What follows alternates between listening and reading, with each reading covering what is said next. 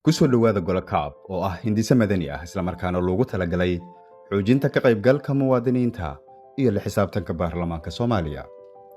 Madashani waxay isku xirtaa muwaadiniinta, bulshada rayidka ah iyo sharci dejiyayaasha dalka iyadoo dhiirigelinaysa daahfurnaan iyo isla xisaabtan dhab ah. Qaab dhismeedka website-ka. Halkan waa qaab dhismeedka website-ka golo kaab oo ka kooban qaybaha soo socda. Ku saabsan golo kaab.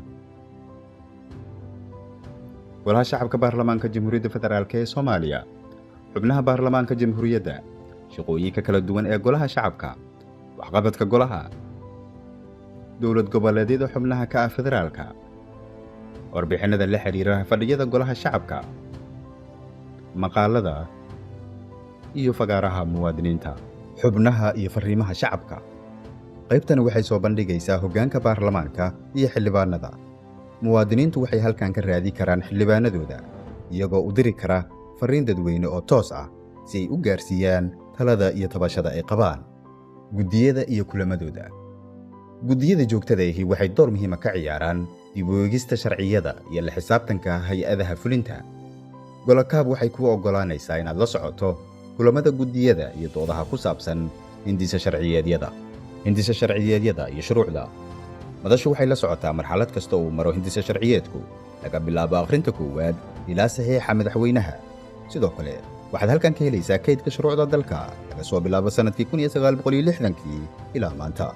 Waxqabadka iyo isla xisaabtanka. Qaybta waxqabadku waxay cabbirtaa shaqagalka xildhibaanada, ka qaybgalka doodaha iyo diiwaanka codaynta. Tani waxay muwaadiniinta u sahlaysaa in ay qiimeeyaan sida xildhibaanadoodu u gutaan waajibaadkii loo igmaday. Bogga dowlad goboleedyada iyo warbixinada.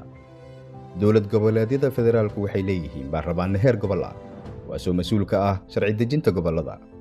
Mustaqbalka, golo kaab wuxuu dabooli doonaa baarlamaanada heer dowlad goboleed si dowladnimada loogu soo dhoweeyo muwaadiniinta. Waxaad sidoo kale ka heli kartaa boggan warbixinno madax bannaan oo lagu falanqeynayo waxqabadka guud ee baarlamaanka.